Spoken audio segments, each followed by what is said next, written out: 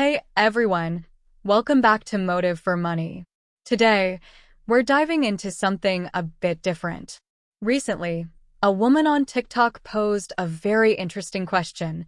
What's a scam that's become so normalized that we don't even realize it's a scam anymore? The responses were overwhelming, and I've compiled some of the most eye-opening ones for you. This is part one of our exploration into these everyday scams that we just accept as normal. In this video, we'll be looking at 7 different topics: the funeral industry, working 8 hours a day, alcohol, recommended sleep time, brand medications, New Year's resolutions, and biweekly pay. After the clips, I'll be sharing my thoughts and commentary on each one. If you enjoy this video, make sure to give it a thumbs up, subscribe to the channel, and hit that notification bell so you never miss an update. Your support helps the channel grow and brings more content your way. So, without further ado, let's jump right in and see what people had to say. What's a scam that's become so normalized that we don't even realize it's a scam anymore? I'm going to say the funeral industry all the way. A lot of people think that when their loved one dies, they have to call a mortuary and have the mortuary pick them up and get them embalmed and bathed and whatever the case is, when in reality, you don't have to do that. In fact, there is no law in the US saying that you have to call a mortuary. You can actually keep your loved ones at your home as long as you want. You can bathe them in your home. You can hold a viewing at your home. You can hold a funeral at your home. You don't even have to embalm your loved ones. In fact, embalming is pretty barbaric on the body, and a lot of mortuaries obviously are going to push embalmment. Caskets alone are super expensive, yet when my dad passed away, they were trying so hard to get us to buy sealed caskets, oh, this one's gonna keep water and dirt and bugs out, and the casket case is also blah blah blah blah blah, when again it's not necessary. They've passed away, and it would almost be more beneficial for them to get back to the earth, so to speak. And just every little nick and cranny within that industry in general is indeed a scam. So funeral industry for sure. What's a scam that's become so normalized that we don't even realize it's a scam anymore? Do you know what I'm going to say? Do you know what I'm going to say? Alcohol. They've got our society duped so bad that if you want to leave your house and be social, you're expected to drink. Go to dinner at a restaurant, drink. Go to brunch, drink. Go to a concert, drink. Go to a ball game, drink. Go to a wedding, drink. Go to a funeral, drink. They've got yoga classes now accompanied by mimosas, so even when you're trying to better yourself, you should still drink. Big alcohol wants you to think you're having a good time. You're really just spending a shit ton of money and fucking up your physical and mental health. And I don't want to hear the argument of just drink in moderation. Even when I would have one drink, the next day I was significantly more anxious, I was significantly more depressed, and that's probably because it's still a hard substance even though it's legal. If people don't want to drink, they shouldn't be automatically assumed as alcoholics. It's a hard substance. It's a drug. It's not good for us. But so many people aren't ready to have that conversation. It truly is the only drug that people are willing to die on a hill over. You realize that's what the dude making a shit ton of money off of all this, that's what they want you to do. They want to make us sober folks feel alienated, even though we literally just are over the shit. We're over the bullshit. What's a scam that's become so normalized that we don't even realize it's a scam anymore? I might shake the room with this one, but sleeping.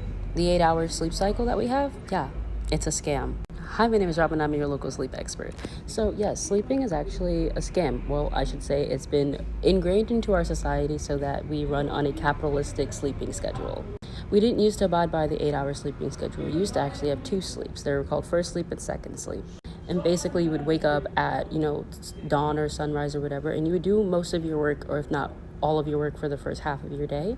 And then around noon or lunchtime is when you would take your lunch and then probably go for your second sleep, which is just another regenerative period for your body to restore the energy that you've used up previously. So by the time you wake up around 3 or 4 o'clock, you're ready to go about the rest of your day, if not preparing lunch, hanging out with family, or just doing whatever. The 9 to 5 working system we have here in our capitalistic society has made it so that we don't effectively get as much sleep as we need. And y'all need to sleep more. What's a scam that's become so normalized that we don't even realize it's a scam anymore? Brand name medications. When you compare the brand medication to the generic, which is the exact same active ingredient, you will find that the generic medication is sold for up to 80% cheaper. For example, when you compare Motrin to ibuprofen at Walgreens, you will find that Motrin is sold for $10 while ibuprofen is sold for $6. What's a scam that's become so normalized that we don't even realize it's a scam anymore? New Year's resolutions. You think you can beat your subconscious mind that easily? Ha! It's like 95% versus 5%. The 5% is your consciousness. The 95% is your subconsciousness. So what you've been doing all year, you're not going to magically stop doing that because it's tomorrow. Yeah. So if you want to plan on how you can actually have 2023 becoming the best year of your life, here's what you do.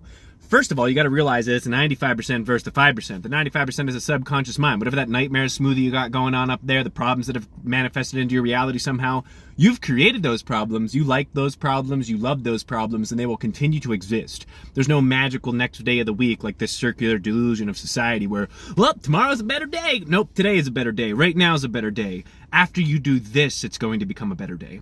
First thing you do, play subconscious affirmations when you sleep at night, because those are going to reprogram into your subconscious mind. 45 days based on the book called Habits of a Happy Brain, and 66 days based on the book called The One Thing. And we're also going to read The One Thing because we need to learn about time blocking, because if you've ever heard of the phrase, time flies when you're having fun, or time flies when you're a piece of shit, no. Dopamine removes your subjective sense of time, which actually is a reason for people to have impulsive behaviors. So time goes slow when your dopamine is low. You know, the last 15 minutes of work where you're like, man, I hate my job. This sucks. I really wish I could do better. But I'm going to sit here and be angry and stare at the clock. Oh, time goes slow when I pay attention to it. No. Time goes slow when your dopamine is low. So number one, you're going to listen to subconscious affirmations when you sleep at night for at least 45 to 66 days, and you're going to watch those manifest into your reality. You're literally going to react in a way that you've never reacted before. And how are we going to know that we're reacting in ways we've never reacted before? By using the mediator between the consciousness and the subconsciousness. Ready? Ah, fuck! Air! What is that? I can breathe my own breaths? That is the mediator between conscious and unconscious. And what you're going to do is you're going to set a timer on your smartwatch over here, or maybe your smartphone, your smart whatever. I know you don't carry around an alarm clock because nobody has that shit anymore. So what you're going to do is you're going to set a timer on this watch for about 20 minutes. Every time that timer goes off, am I where I want to be? If no, what do I need to do to get there? And then you're going to focus your mind on getting there. You're going to prevent your subconscious scripts from playing while you rewrite your subconscious scripts when you're sleeping at night.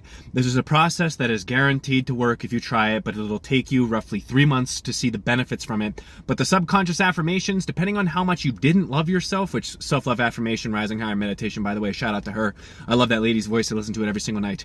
But that is going to manifest into your reality, and you're going to realize if you're in a bad place, like if you're in a bad relationship, working a bad job, you're going to hate real fast. You're going to be like, I'm pissed. And then the last thing you're going to do to not get pissed is meditate an hour every single day for an entire year with no breaks. You can't do an hour meditation, don't worry. Nobody else thinks they can do it until they do it. So you want 2023 to be the best year of your life, then follow that advice you gave right there, and I will see you in the next video. Later. What's a scam that's become so normalized that we don't even realize it's a scam anymore? Bi-weekly pay. Come here, getting paid bi-weekly, right? That means you get paid every other week rather than getting paid every week. And as a worker, this feels like a scam because there's no worse feeling in the world than getting your paycheck, having to pay rent, utilities, bills, necessities, food, right? And then you don't have a lot of money left, but you still have to work a whole week of work knowing you won't get paid till the week after that, right? And apparently employers do this for a number of reasons, but number one is apparently employers feel like bi-weekly pay helps their employees budget better with their lives. Come here, companies could care less how you feel, whether you're sick or not. They don't like you taking time off. So if they don't care about your physical well-being, what makes you think they actually care about your financial well-being? So that's not the real reason. The real reason is it's time consuming for a lot of companies to have to go through all that work to get you weekly pay. Honestly, that's not okay because us as workers, we don't work bi-weekly. We work every single day. So I'd like my paycheck and cash flow to be consistent. Wow, I never thought about how our work culture insists on an 8-hour workday, even when tasks can be completed more efficiently. This rigid structure seems outdated, especially with the rise of remote work. Shouldn't productivity and results matter more than the number of hours clocked in? The funeral industry really surprised me. I didn't realize how much of it is driven by profit rather than necessity. It's fascinating to consider alternatives that honor the natural process, which can also be more respectful and less financially burdensome for families. I was shocked to think about how normalized alcohol is in social settings, even in health-focused environments like yoga. The influence of big corporations on our social habits can't be ignored.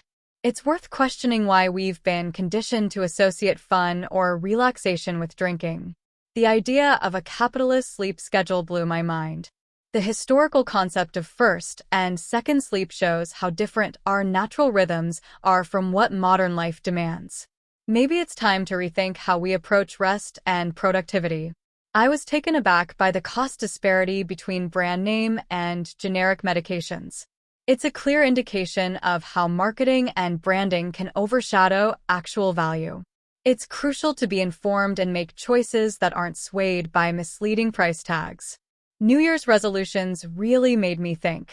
They can often feel like empty promises if they're not backed by real, actionable change.